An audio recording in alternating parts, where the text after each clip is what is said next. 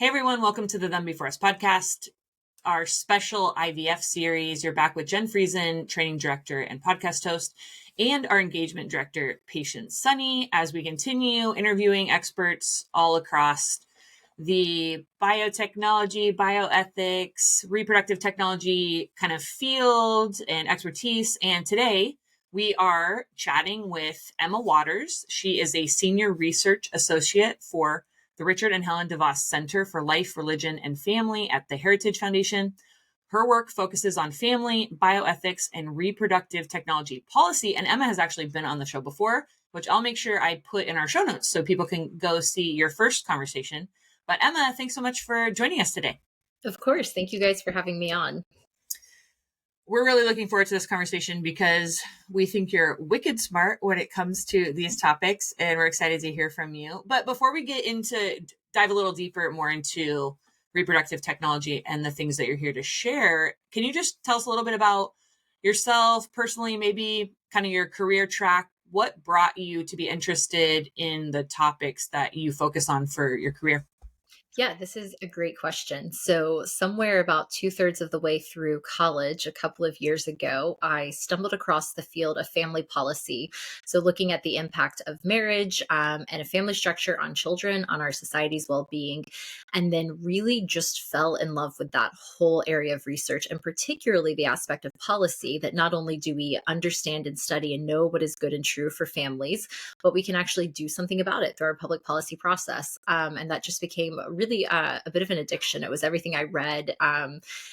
But I became very interested in technology in particular, started working for a technology podcast, and realized that technology really is transforming our understanding of what it means to be human, specifically at the earliest stages of conception and procreation.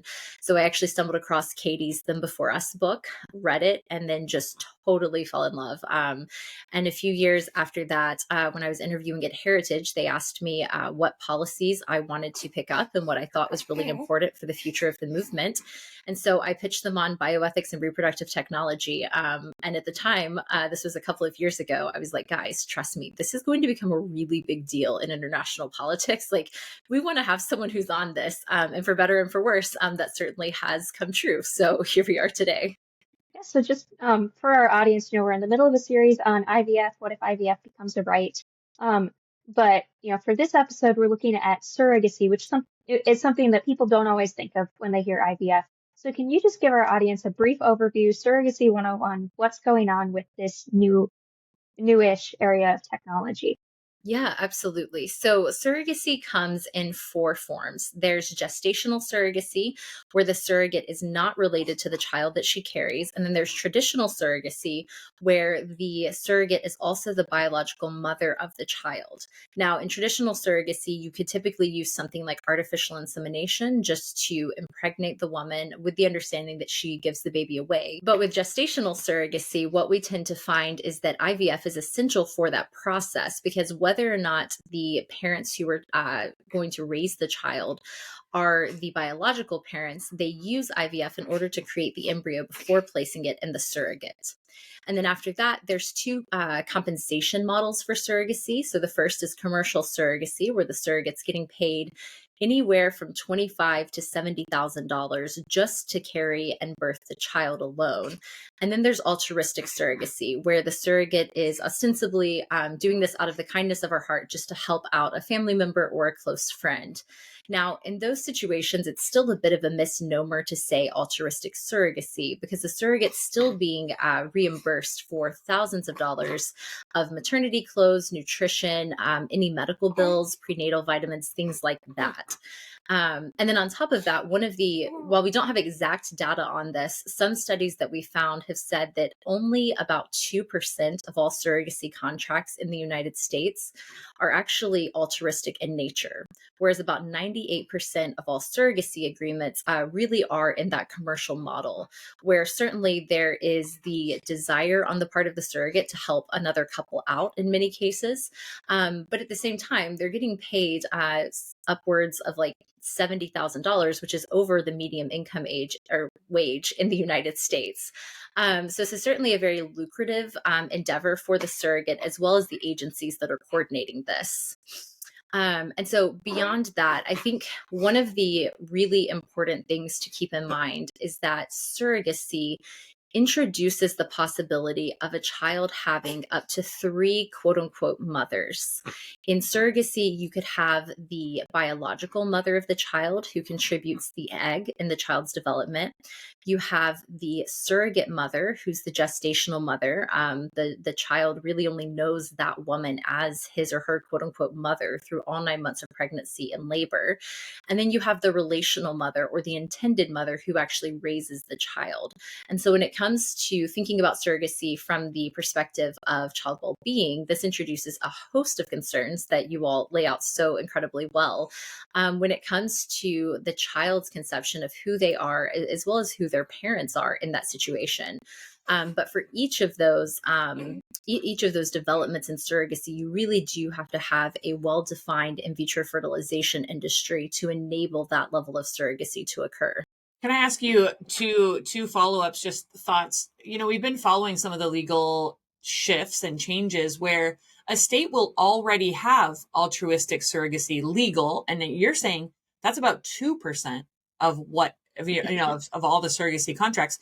And then there's a big fight and a push to legalize commercial. Patients, maybe remind us which states I feel like just did this. They were the M ones. There's so many M ones. Massachusetts and Michigan passed it last year, and then most states kind of fall in that legal gray area where there isn't a law saying it's explicitly legal, but they're kind of doing it anyway. Yeah. So Emma, why do you think, what's the push to then get commercial? Is it really just about, I want to be able to do it for my sister or my friend? Because then all of a sudden it's, wait, that's the big business side that's pushing it.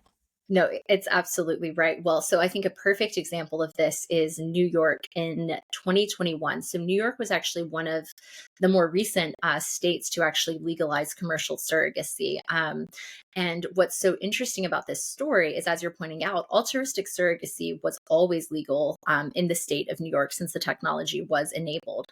But Senator Brad Hoylman, a state senator there, he and his male partner really campaigned to legalize commercial surrogacy because they claimed they couldn't find any women who were willing to serve as a surrogate for them.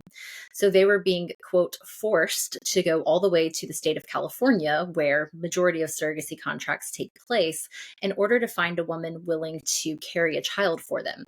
Now, of course, the big difference between California and New York at the time was that California paid upwards of $70,000 and New York didn't. And so that example really highlights to me that in a majority of cases, while women, I think, again, do have the desire to help another couple, they're not actually willing to do it in the majority of the cases without pay. I mean, they couldn't find anyone in the entire state. So instead, they had to pass a law enabling women to get paid a large sum of money in order to make the endeavor really worth it for them on a couple of levels. Wow. And then the other question I had for you, just following up your first thought, was, do we see really the same kind of women that are always surrogates and the same kinds of couples always buying it? Or is that more sort of our anecdotal, we see the news and we see this or that? Is there kind of one group that tends to be buying and one group that tends to be getting rented? Yeah, it's a good question. So I think we tend there's really two. I'll put it this way: depending on your view of surrogacy, whether you're positive or tend to have a more critical view of it, that shapes the sort of woman that you envision participating. So if you have a very positive view of surrogacy, you tend to think of a middle class woman who likely has kids at home or has to have kids at home in order to qualify as a surrogate, who wants to be a stay-at-home mom in some cases and is just looking for a job that will help her cover the bills, but also allow her to be there with her kids. And so in those cases, it's a very healthy relationship between a woman who benefits from the money, but is not in need of the money in a serious way. If you tend to take a more critical view of surrogacy, you tend to think about it through the lens of exploitation, and particularly the exploitation of women who are in serious financial need, who are doing this because otherwise, like, they wouldn't be able to make ends meet. And so that tends to introduce this level of coercion to the conversation, that this isn't simply a free act that a woman is doing, but is something that she feels like she has to do, that she has to rent out her body in this incredibly intimate process in order to somehow make ends meet, provide for her children, something along those lines. The tricky thing is that because we don't have any state or federal data really tracking this issue, fertility clinics typically say that they require women to be of a certain socioeconomic status to prevent low-income women from doing it out of this sense of coerced need. However, there's no law regulating that. There's no law requiring it. And we certainly have instances where that's abused. And then on the part of intended parents, it really runs the gamut. Obviously, men don't have a womb, so they're just biologically in need of a woman. So in a lot of cases, you see single men or male same-sex couples who are pursuing this industry. And in many cases, I think that tends to be the demographic that's really pushing for the expansion of surrogacy so wholeheartedly, because they don't have a viable partner who has a womb, and they may or may not have a community that has a woman who feels comfortable sharing her body in that way. So while I can't say I can't say what percentage that is. I think that tends to be the demographic that's really animating this, outside of just men and women who, for whatever reason, the woman's unable to carry a child, or unwilling in the case of Lily Collins. Yeah, and that kind of gets at another question. We've kind of seen this progression in language from like a right to IVF to a right to surrogacy. And you brought up male same-sex couples. I know there's a case that was brought up in New York where a male same-sex couple said that they were being discriminated against because their insurance wasn't going to cover IVF. Can you speak to that issue a little bit? Yeah, absolutely. So that example in New York is par for the case of the sort of IVF and surrogacy progression that we're seeing in the United States. So a lot of this language really originates with an advocacy organization called Men Having Babies. Now, Men Having Babies, as the name implies, is a group for men who are single or in same-sex relationships who want the opportunity to become parents. And so they have a number of initiatives that they have introduced over the past few years. But one of the primary ones is this idea of what they call fertility equality. And so they claim that not having the right to IVF, and by an extension, not having the right to surrogacy, is a form of discrimination against a single man or a male same-sex couple, because it's barring them from the opportunity to become a parent of a child, whether or not they're biologically related to that child. And of course, that introduces a host of problems, namely that they don't have a womb, that there isn't actually a natural way for them to have children apart from a relationship with a woman. And so on top of their fertility equality push, they have pushed something, or they've really advocated for the redefinition of infertility in state law. So in 2022, Illinois enacted the first state law that actually redefined infertility, not only to include the inability to get pregnant based on underlying reproductive health conditions, something that's a very real problem for many men and women across the United States.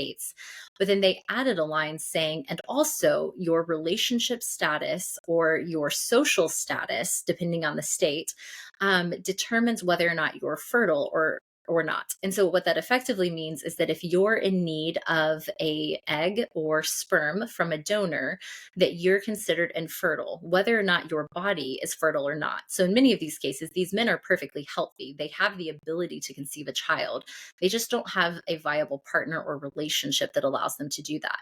So since that push, Illinois redefined infertility along those lines in 2022. As I mentioned, California did in 2024.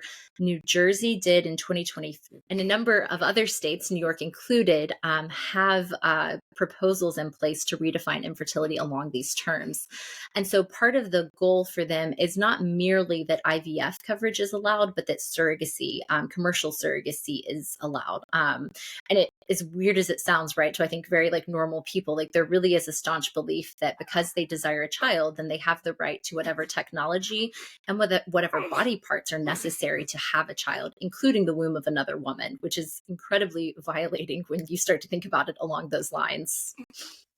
Well, and it's interesting, the political right has been accused of sort of wanting the world to be a Handmaid's Tale, which I'm not even super familiar with the story, but at some level there's a class of women that just have babies.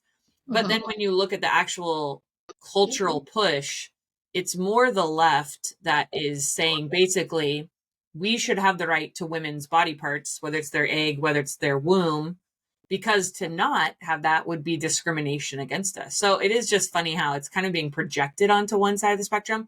But I mean, too, we get a lot of pushback from conservative Christians, conservatives and Christians who are more part of our audience that try to still justify, well, surrogacy is okay as long as it's this way. IVF is okay as long as it's this. So it is kind of a battle to get people educated and on board with the ethical questions, which is the reason we're doing the series at all. So some really good thoughts. We'd love to know your thoughts about why is surrogacy so concerning when it comes to bonding, a child bonding with their mom, prenatal bonding in the womb. Is it not a big deal if babies are, taken from that person and given to their biological mother? Because a lot of people will justify that. Hey, it's their mom's egg. Yeah, we rent a womb, but then it's given and raised to their biological mother. So kind of what's the issue there? Yeah, absolutely. So, as I alluded to at the beginning, in vitro fertilization and surrogacy really do open up the doors to really blur the lines between what it means to be a mother. So, I'm sure everyone's familiar with the children's book, Are You My Mother? That I read about 10 times a day to my toddler, who's in love with the book right now. And the entire premise is that this baby bird is looking for his mother and constantly getting confused with different animals or different pieces of machinery. But there's this idea that the woman who looks like you, who claims you, must be your mother, that there's only one kind of mother you can have, the woman who bore you and birthed you. But of course, with surrogacy and IVF, we just completely obliterate those typical distinctions. And so with surrogacy in particular, once an embryo, regardless of who the genetic parents are, is implanted in a woman, that child forms an intimate and irreversible bond with this woman, where she is the environment and the home that gestates this baby as he or she grows for all 9 months of pregnancy. So it means that all the sounds that the baby hears are the sounds of the mother's voice, anyone in her life, that surrogate woman's voice.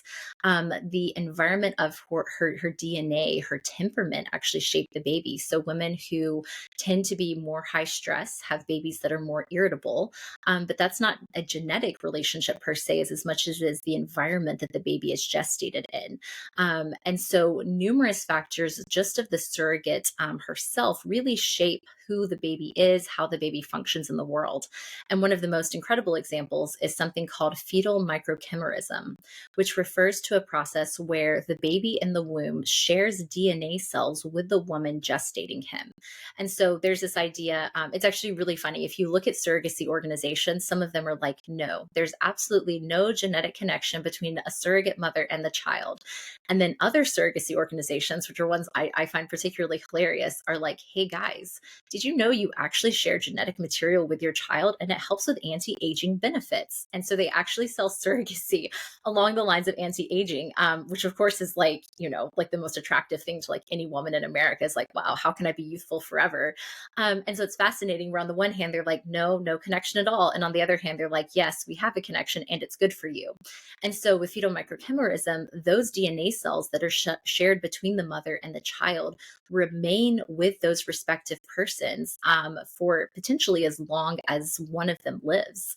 And so there's this incredible example from a Dutch study done a couple of years ago, where a woman was diagnosed with breast cancer.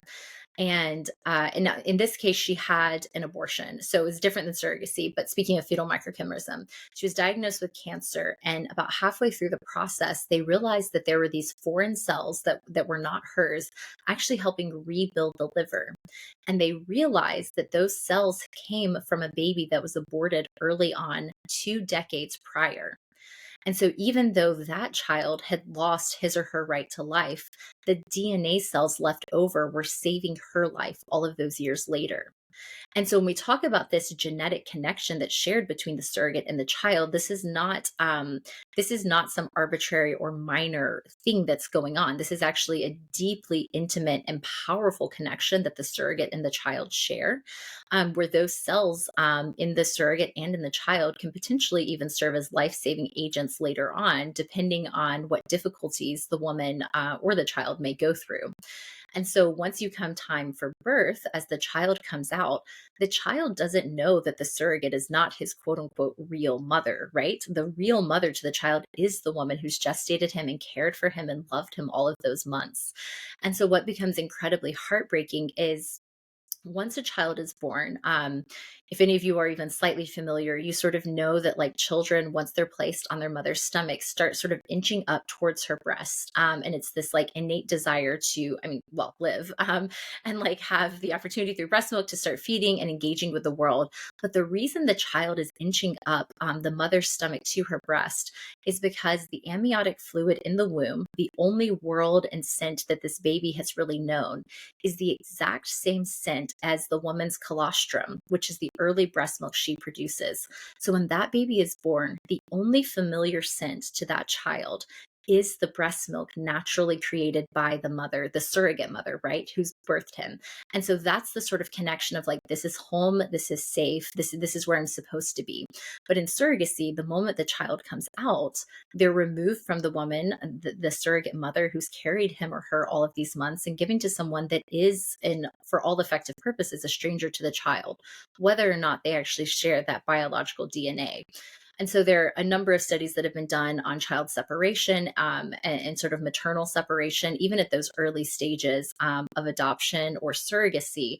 And even though there are sometimes situations where that's the best thing to do, like in the case of adoption, nonetheless, that child is experiencing a primal wound from that early moment that will in some way shape their brain, shape their physiological development from that early stage.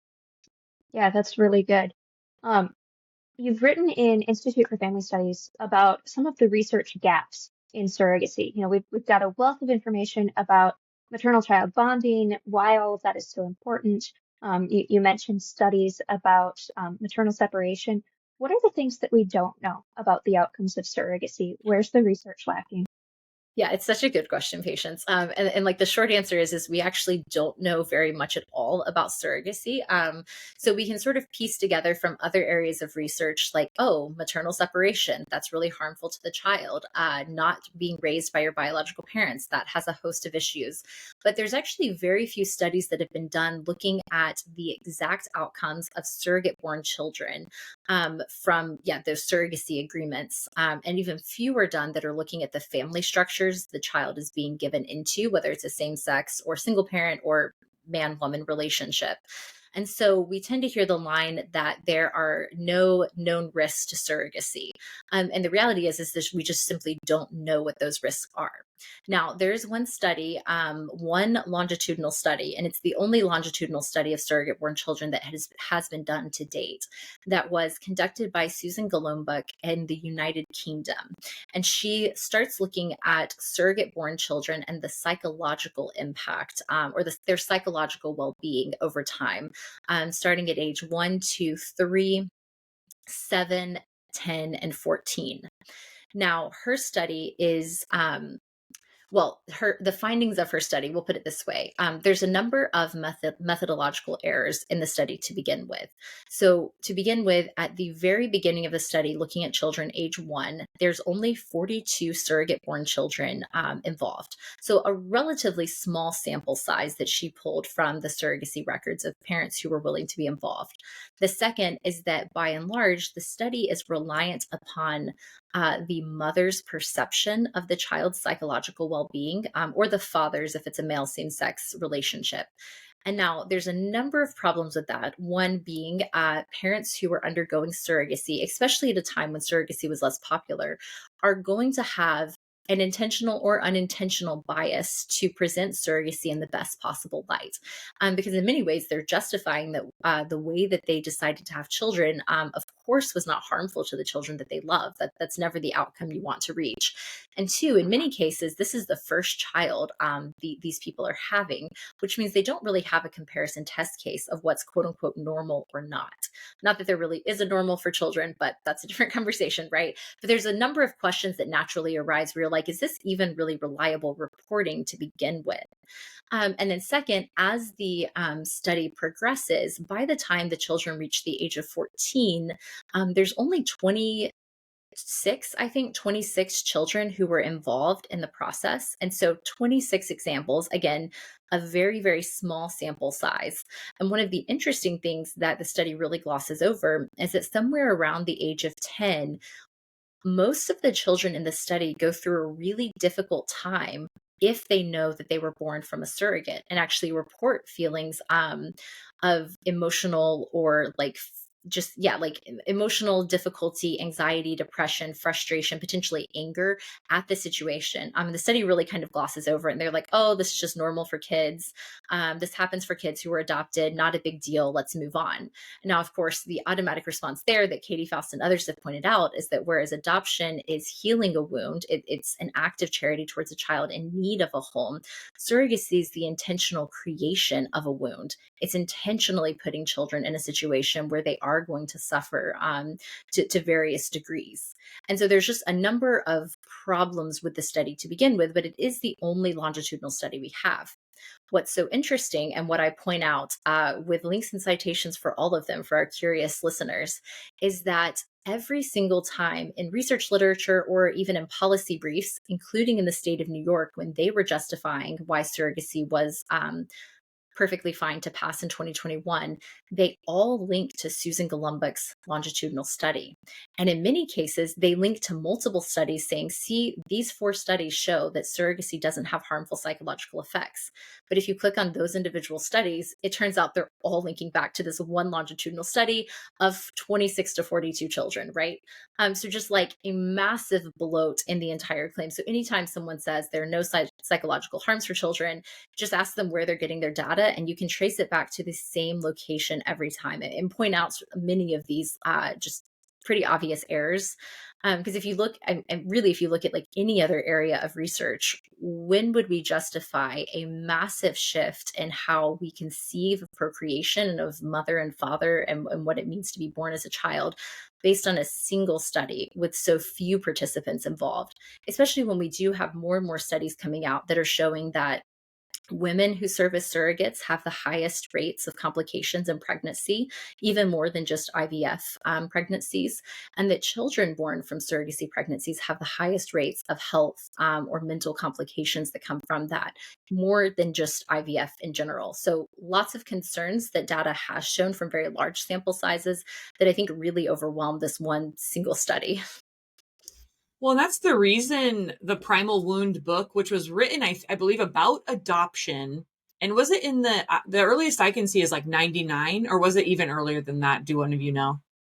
I believe it was in the 90s. Okay. Because adoption was sort of the closest thing we could study. And then I just wanted to mention, for people that say, what, that book is crock science, or that's from a long time ago, Patience and I did an episode about the Primal Wound, trying to incorporate more of the recent data. What do we know about adoption? The little that we know about surrogacy. But yeah, we've even seen the monkey studies, the fact that you can't even take, when you're breeding animals, puppies and kittens, you're not allowed to take them away from their moms for a certain amount of time. And yet we're watching culturally babies. And Emma, your point was so well made, the importance of the baby being skin to skin. It's not that the baby just needs to be on anybody's skin.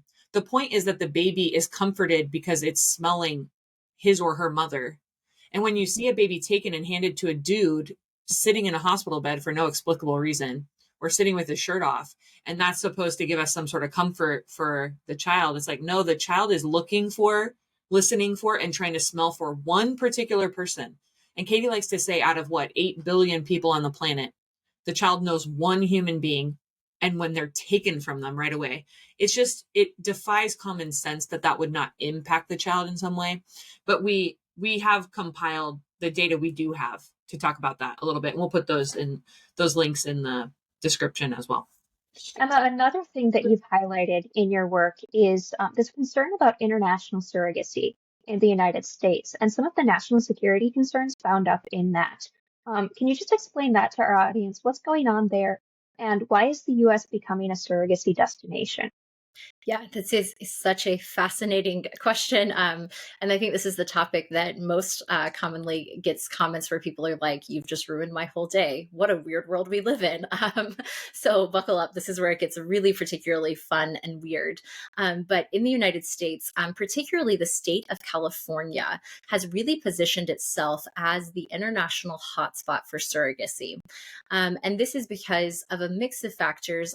First is that we have some of the most advanced reproductive technology in the entire world. So if you're going to use IVF, if you're going to use a surrogate, your success rates and your legal protections are probably the best in California over most countries. Second, as I just referenced, is that they have a very well built out legal framework that intentionally encourages and enables the most permissive form of surrogacy possible. They want to remove as few barriers to a woman well, birthing a child for another couple as possible. And then finally is that their their geographic location, particularly in relation to Southeast, like Southern Asian countries, puts them at the closest proximity to China, Japan, Asia, other countries in Asia than any other state does. So when it comes to international surrogacy, there are a number of factors that encourage foreign nationals to come to the United States. And first and foremost, one of the things we've consistently seen is this desire for birthright citizenship or US citizenship for their child. Now, it will be interesting to see how President Trump's executive order clarifying the boundaries of birthright citizenship, how that interacts with international surrogacy and the concerns that come with that. But by and large, prior to the executive order, birthright citizenship meant that if your child was born in the United States, regardless of the circumstances of how you or the child got here, that they received the full rights of citizenship, a social security card, a passport, access to education, healthcare, and so on. And that's a really compelling commodity to offer to foreign nationals, some who may be in very poor countries or some who are looking for a way out or additional protections for their child. So it's worth noting that international surrogacy, where foreign nationals are coming to the US, is a highly lucrative business. So it costs anywhere from $150,000 to $200,000 to have a surrogate born child in the United States. Once you take into account the surrogacy pay, the agency pay, travel pay for the parents, legal paperwork, and so on. So that really is limited to wealthy foreign nationals who are able to afford this process. But in many cases, the citizenship angle is what really draws people in. And what's been so fascinating is that while we don't have complete data on this, the Society for Assisted Reproductive Technology and the American Society for Reproductive Medicine, which are two of the largest self-regulators in the fertility industry, do have access to data that clinics in their network willingly give to them.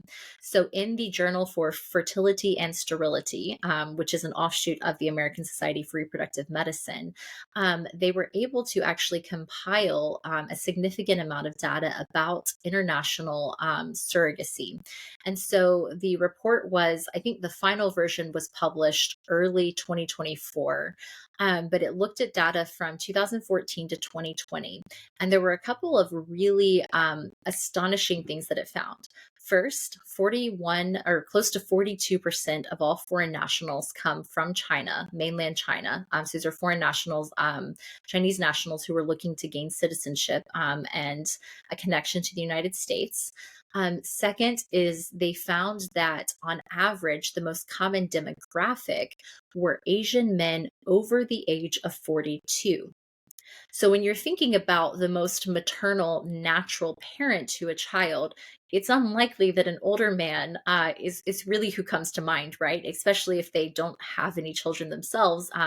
My husband, who's the oldest of five and is a fantastic father, it's all new to him, even at a young age, to become a father, much less if it had been 10, 20, 30 years after that, the first time he really interacted with a newborn. So just a really weird situation there. And then beyond that, they found that foreign nationals were actually far more likely to use pre-implantation genetic testing to select the kind of child they wanted. I think it was like 78% compared to 54% of parents in the US. And so what this means is that they're able to choose children based on health outcomes and factors, as well as for the sex of the child, which we know is a really big selling point when it comes to abortion in China, or used to be under the one child law. And so while we don't know the exact number of children born, they did show that there were anywhere between, I think it was like 3,000 and 5,000, like around 5,000 cycles or attempts at surrogacy pregnancies every year. And so even if we assume that half of those worked in 2019, you're looking at about 2,500 children born via international surrogacy with the full rights of US citizenship being raised in that country of origin. And there's really terrifying, or not terrifying, just interesting stories that the New York Times and NPR have covered, where Chinese nationals or even agents explicitly say, not only are we coming to the US for international surrogacy so our child gets citizenship, but when that child turns 21, we have a fast track to citizenship ourselves through an EB-5 visa. So instead of going through the typical route of citizenship application, they can sort of shortchange the process, saving themselves lots of time and money when it comes to the effort that they're putting in. So there's just a number of national security concerns that arise with that. So you take the concerns that we've had in recent years of Chinese nationals owning a lot of farmland right around all of the US military bases, or Chinese nationals infiltrating our higher up research and development institutions in the United States.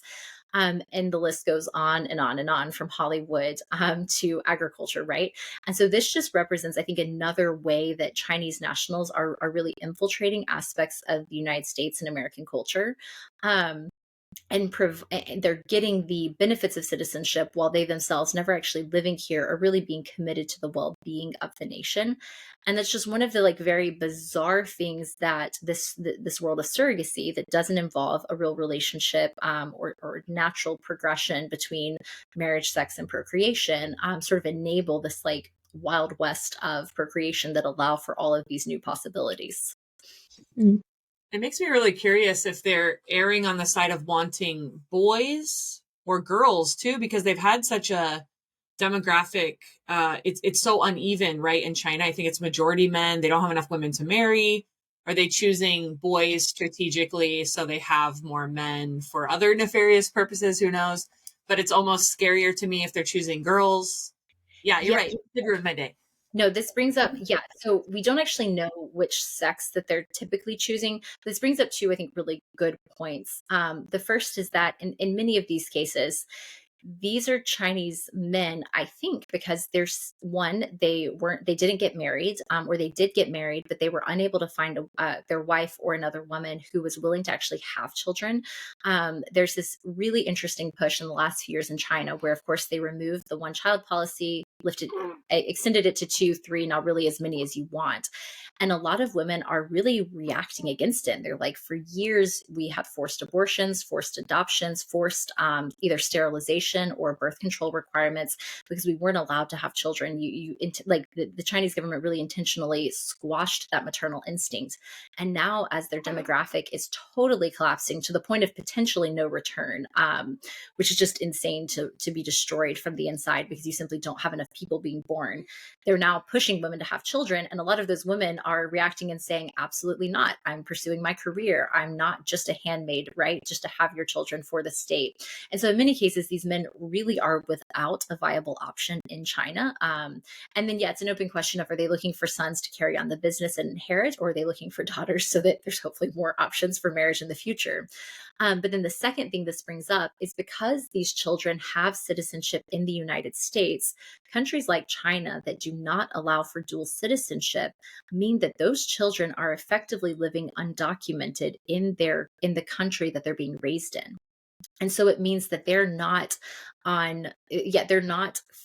protected. They're not being tracked by the Chinese government or their country of origin. So what that means is that you end up whether this is the intention or not, creating a very vulnerable class of children who have no political rights or representation in the country they're raised in. So while in no way are we suggesting that every child who's, created through international surrogacy is then being abused, that's far from the case. It does mean that it opens the door for that opportunity to be readily available, because effectively those children are just undocumented agents in the US. So the same way that we see undocumented children disproportionately used in sex trafficking or other horrendous industries here in the US, you're creating that very same problem in other countries that, again, are really thinking of children last, and they're the ones who are paying the highest price for this industry. Yeah. Yeah. Like you said, this just opens up so many questions. And kind of the whole purpose of this series is to help people think carefully about assisted reproductive technologies, especially as we have an administration that made promises about IVF during the campaign trail, and also a push on the state level for various assisted reproductive technology expansions. So as we're seeing some of these legislative proposals coming up or on the horizon, what are some things that people should be watching for, keyed into as they're seeing these proposals come up? Yeah, it's a really good question.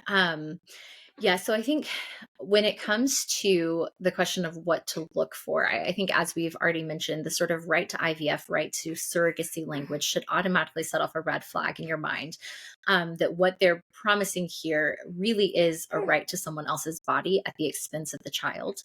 And that for anyone who believes in these sort of inalienable rights of life, liberty, and the pursuit of happiness, right? Like the true rights our Constitution provides, should recognize that there are limits to those rights. It doesn't give us the right to a child or the right to another person's body, and that there's likely many things in that legislation to watch out for.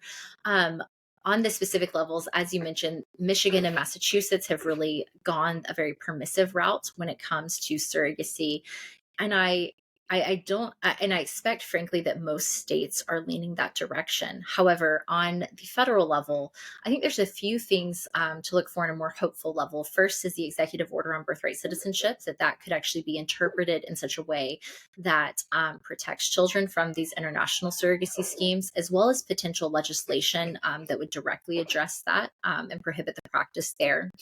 And then beyond that, we're really looking at the development of restorative reproductive medicine that actually rightly views infertility as a symptom of underlying reproductive health conditions in both the man and or woman's body in the majority of cases, and actually is looking to provide access to treatments that can actually heal those underlying causes and optimize people's ability to have children naturally.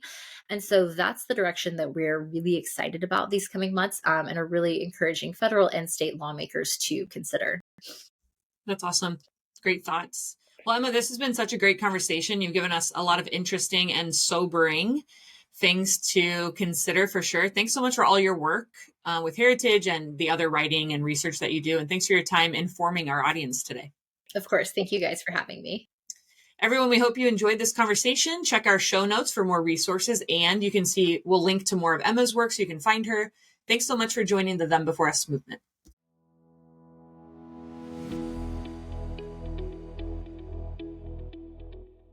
Hey, children's rights advocates. It's our staff clubhouse hangout time where we're talking about our interview with Emma Waters, which was so fun. Emma Waters and her baby joined us for a podcast. And personally, I felt like my mind was getting blown. She's so knowledgeable, but she really breaks things down in a way that's really easy to understand, really compelling. So it was a great conversation. We hope you guys enjoyed it.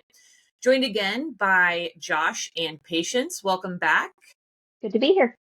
What did you guys think about the podcast? What were maybe some of those first things that stood out to you about the conversation? I'll say just to stay off the top with Emma. So she's a huge friend, supporter of what we do here, and her bringing her baby to the interview is welcomed. And if you see a little baby hand in any of the videos, you'll know that was her. Even the first time I met Emma, she brought the baby to the meeting. We really do encourage this. And I think it was just nice to see, even as we're talking about this, we're a pro-child organization. Obviously, we're all deeply committed to being pro-life. I think it's just good to presence our children, to make it normal, At any point, my child could come through that door and ruin this recording, and that's good. I think that like this is a normal part of life, and we're human beings. We're not just worker robots who go to work and turn off everything else. So anyway, I wanted to start off by saying that like I appreciated as I was watching and listening to say, oh my gosh, like how great. This is a great example of what we want to embody as an organization, that we are for the kids. We want them to be a part of our lives. Yeah, and it was fitting that it would be Emma's episode where we've got baby in the background, because Emma's talking about the importance of that maternal fetal bond and how babies need mom, and her little one was fighting a little bit of illness, and throughout the episode, baby needed mom, and it was just a very tangible reminder of why surrogacy really matters.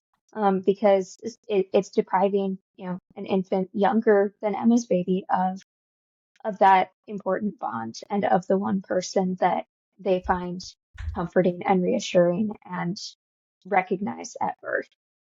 So yeah, it on just that felt very fitting. on that point, this is out of order of the episode, but when she said that story about years later, a child who had tragically lost their life to abortion, its cells were still active, repairing, I think it was the liver of the Breast mother, cancer, some kind of cancer. something like we're still active, repairing the organ of the mom who had chosen to end the baby's life so many years before. What in the world? Like that blew my mind. I was working out when I was listening to it, and I like stopped.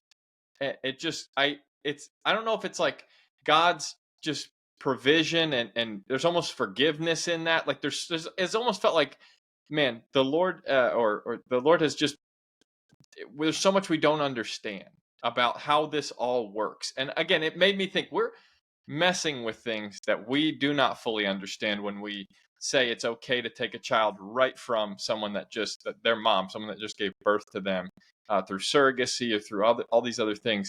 We need to be so careful, because the fact that DNA can be present, that there can be cells doing repair work 20 years later, like it made me think we are fools. We know so little about this whole process. Yeah, that's called fetal microchimerism. If people want to Google it, that blew my mind as well. I think I'd heard of that before, but I had not heard that particular story. Some other things she talked about, I think I've heard it called the breast crawl, is when you put the baby on the mom's stomach, they instinctively are crawling up. She said, but it's the smell they're looking for, but also like the amniotic fluid and the mom's first breast milk like have the same smell, taste, whatever, that the baby is craving. And as she's talking, picturing a child being separated from that person, never to see them again often, but especially to be handed to a single man or gay men or whatever, and then taken out of the country. It kind of defies, we talked about this in the episode, we don't even treat animals like that. It's illegal to do that to animals. Puppies and kittens are not allowed to be taken from their birth mother for weeks, but we can do that to human beings right now. Yeah, and we're doing it commercially to human beings. Emma mentioned that only about 2% of surrogacy contracts in the U.S. are altruistic, and that even then, altruistic is a bit of a misnomer, because there's still usually tens of thousands of dollars changing hands throughout that process. And yeah, it's being done not for the good of the infant by any means, but for the desires of the adults, and under a commercial industry that is profiting off of this, where there's the surrogate who's profiting, but also the attorney and the agency are usually also profiting off of this arrangement. So there's a lot of money changing hands just to cause an infant to go through the terrible loss of maternal fetal separation. Well, this intersects with, she laid it out really well, that when we said in marriage that something that had always been a male and a female, that when we said in marriage, I don't know if we need to have that be a male and a female. I think it could be male and male. I think it could be female and female. And then it went to, actually, every state has to recognize that it can be either. That there's a logical progression now to individuals saying, hey, we're not sure that we should be locked out of this institution of family formation either. That you say it has to be male and male or male and female for kids. We say we can do this ourselves. And in fact, unless you allow us to, it's discriminatory. And it's the small step there, but now we actually have, and Emma talks about it, couples suing saying, if you don't let me, if you don't, through insurance, because you're doing this for other people, if you don't pay for me to do this, then that's discrimination, because it's one of the benefits that I should be able to enjoy, just like every other married couple, just like every other couple in general. And they've done it through looking at infertility and taking it. Again, this is where language is just so critical.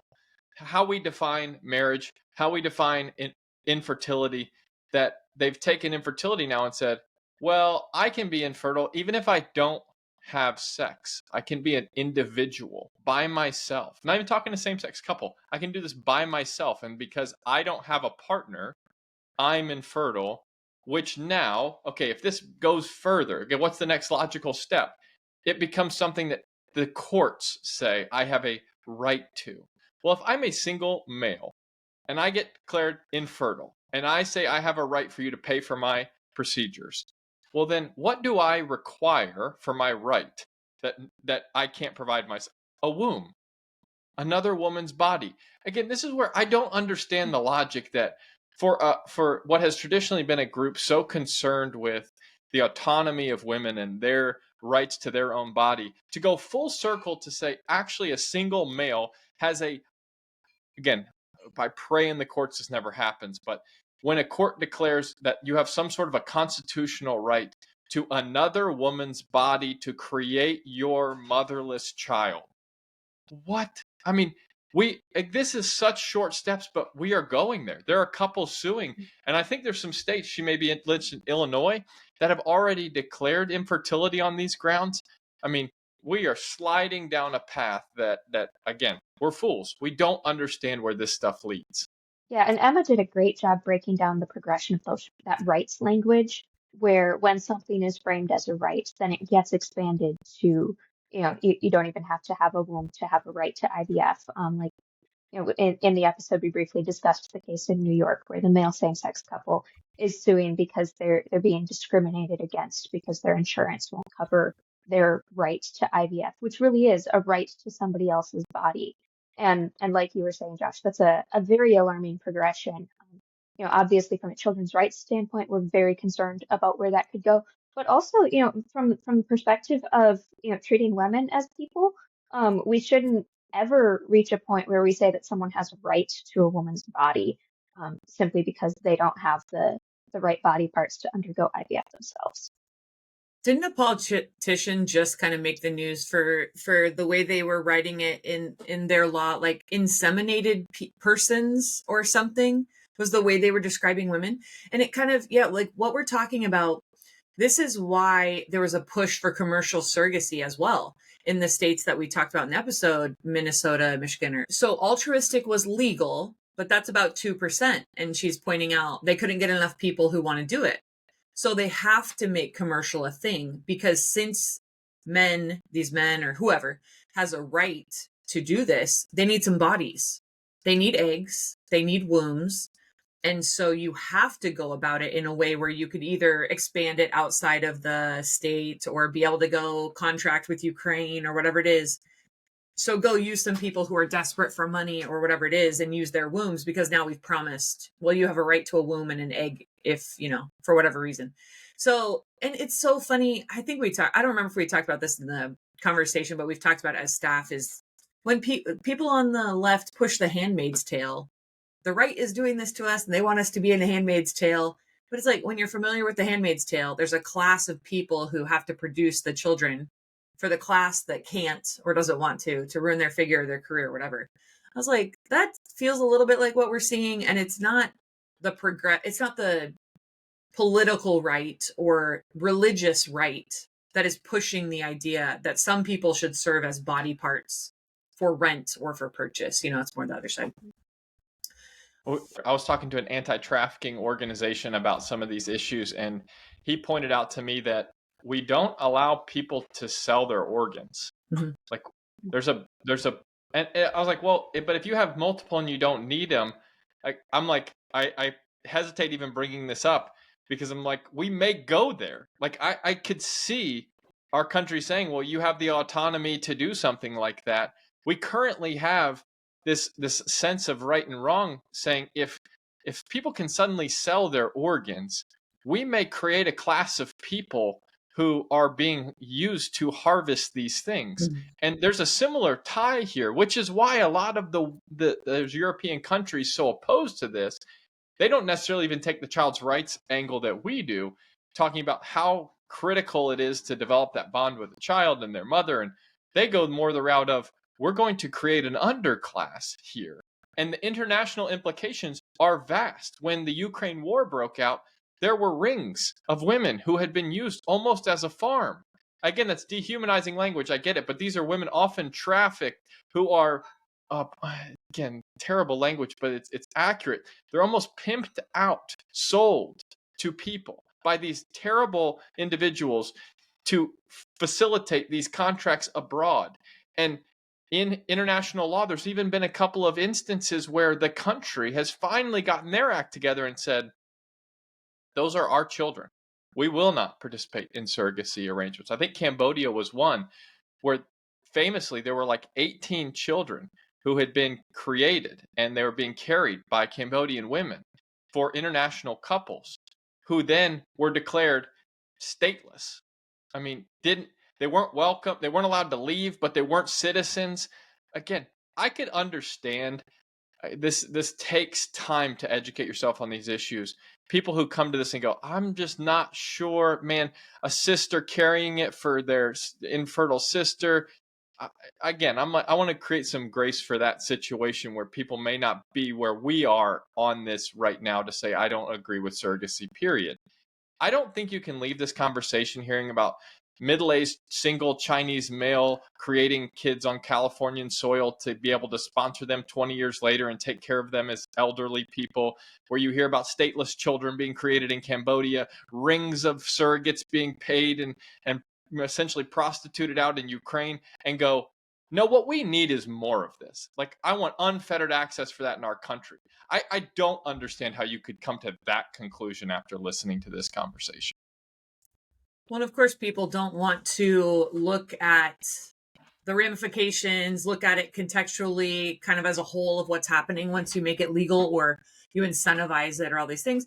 They just want to focus on, but it's the sweet Christian couple and they can't have kids and the sister will do it for them, right? And like we said, we're talking about 2%.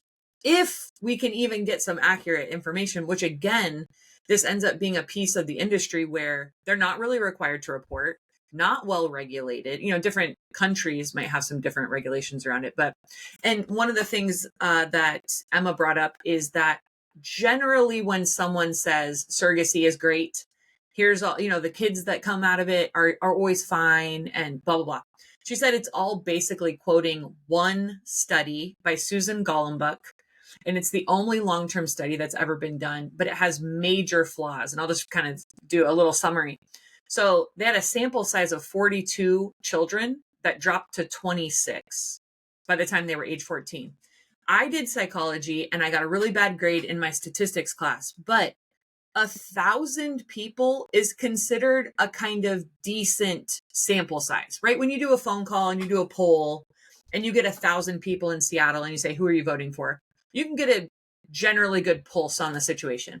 We're talking about 42 children and they didn't even last the entire study. It went down to 26. Okay. The data was procured by the parents self-reporting how their kids were doing. And kind of to your point, Josh, who doing the thing is like, you know what? The decisions I made are actually really terrible for my kids. And I'm going to say that to the researcher on the phone every single year for 10, 20 years, or whatever. There could be some bias here, right? Maybe they're totally truthful. but there could be bias. Self-reporting is not considered the best form of like data procurement, right? And then around age 10, children experienced psychological distress, but the study just downplayed it. We saw some of this, but not that big a deal at the end of the day. And she said, when you go and look at legislation, news stories, different things that talk about, hey, surrogacy actually is okay for kids, this is the study. It always or generally comes back to this one study, which I thought was so fascinating. We had an email from someone saying, it looks like you guys cite a lot of religious sources, or I like what you do, but there's a lot of bias. And the problem is, where can we go find good research about these things? It's not being done. It's not being funded. And probably if it tells you surrogacy is really, really, really bad, and here's all the ways it's bad, it's not going to be published. So we're kind of in a tricky spot where we can see a lot of these ethical issues, but yeah, where's the good data? Is it political? Is it religious? Well, it's like, well, maybe those are the only people really talking about it. So we're kind of in a tricky spot. Yeah, and like Emma said, we have the research on the maternal bonding and on maternal separation. And so, we can look at it from that angle, say, okay, very clearly, this isn't going to be good for the baby, just looking at the research that we have. But there are such huge research gaps, like you were saying. They haven't, there aren't good studies on outcomes for kids who have been born via surrogacy. There aren't really good studies on health outcomes for women who have been surrogates. Or health outcomes for kids who have been born of surrogacy. We know that that's a very high risk pregnancy. It's more high risk than just IVF in general, because there isn't that genetic connection between baby and mom. And so, we're not tracking any of this information. And like you said, we don't have the data. We have these massive gaps where we don't know, hey, how are kids going to be affected by this? And I believe Emma pointed out in the interview, you don't typically make policy around one study with a tiny sample size and say, okay, well, we know that this is great. We're relying on 27 people, 27 kids' parents' opinions on how surrogacy did, on how the outcomes were for those kids. And we're saying that as a justification for an industry that is becoming massive in the United States. Like Emma pointed out, we are rapidly becoming a destination country for surrogacy. And so there's not just the surrogacy that's happening within the United States for US couples, but also, especially in California, I believe the number was 42% coming from international countries. That's insane. And we have become the international hub of surrogacy. And just in case you're tempted to think, well, I would hate to, infringe. There's a few people doing this altruistically. So in case anyone is curious, they're wondering where this is going, it's not going a good direction. In the United States, and this is credit to Patience for really bringing this to national news, this is the Massachusetts Parentage Act. So this bill proposed the ability for a woman who wants to be a quote surrogate could go to a sperm bank, could get pregnant, then take that child, potentially even after conception. So the child is on day 5, 6, 7 of their life, and go to a prospective couple and sell this quote unquote product to them, name her price, and then say, if you give me, $80,000, if you give me $100,000, this child is yours and I'll never see them again.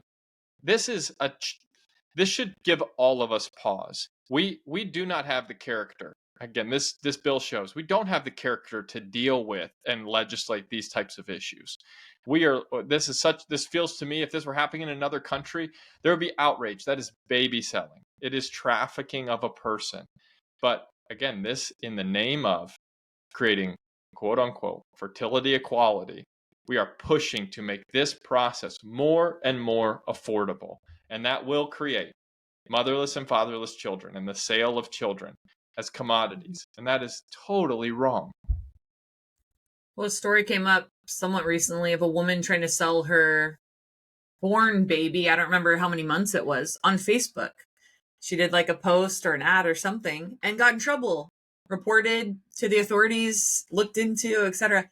And it's just interesting because it's not consistent. The other side is not giving us a consistent view.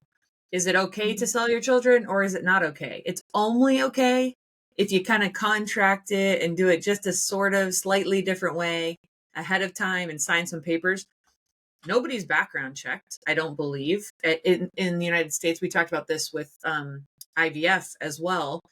To go get a sperm donor or an egg donor, or to be a surrogate or to use a surrogate, there's so much variety in sort of the screening that would be expected. And there isn't sort of an overarching law or regulation about it. Whereas I feel like adoption does have to submit to some overarching laws. It's not just like I could go to one adoption agency and I don't have to do a background check. Then I go to another adoption agency and I do. But I do think that is pretty different within sort of this reproductive technology space. I could go adopt an embryo and not do any sort of background checks. But you can choose to submit yourself to the same amount of regulation as adoption with certain embryo adoption places. So it's just, it's the Wild West. It's just kind of people doing whatever they want for now. And when you do get in trouble for something, it's not really a consistent philosophical view that is showing the dignity of the human life. It's just some technicality, or you didn't sign your paperwork in the exact right time. This is where, if you're picking up a theme, lack of regulation and a lack of knowledge, there's secrecy involved. And if there is anything that we hope comes from these types of podcasts, is that there is a generation of people educated on these issues with strong moral convictions who are able to rise up and regulate this industry, update the apologetics, think well about these issues. Because right now we've kind of just let technology run ahead of us, and we're just now hearing, because of the lack of regulation and legislation, we're just hearing about these horror stories of there was an article in the Federalist written by Katie Faust, the founder of Them Before Us, about pedophiles, 5 of them, who created children using IVF and a surrogate because they didn't have to go through a background check. And one of them was caught renting out the child on the chat room. Again, wild thing. Again, we need from this, if anything, the awareness raised through things like this is how much regulation and legislation needs to be put into this institution, like we've seen with adoption. Something that could go terribly wrong, something that needs to be, child-centric. We've done that. We've developed it over time to serve the child. We need similar things to outlaw certain practices and to regulate others. Yeah, it was a great conversation with Emma. Really, she has so much great writing and research as well over at Heritage. So definitely go and check her work out. And we have other interviews with her as well on our podcast, which are really great. So we hope you learned a lot. Yeah, share this podcast with someone, share the interview with Emma with someone, start a conversation. I think, like to Josh and Patience's points, so much of this is just a lot of people don't know better. And by informing people, we can start changing some of these policies and laws, because more of us will be ready to say, oh, you know what, that is not ethical. I'm not for that. And that's really important. So we hope you enjoyed this conversation, and thank you for joining the Them Before Us movement.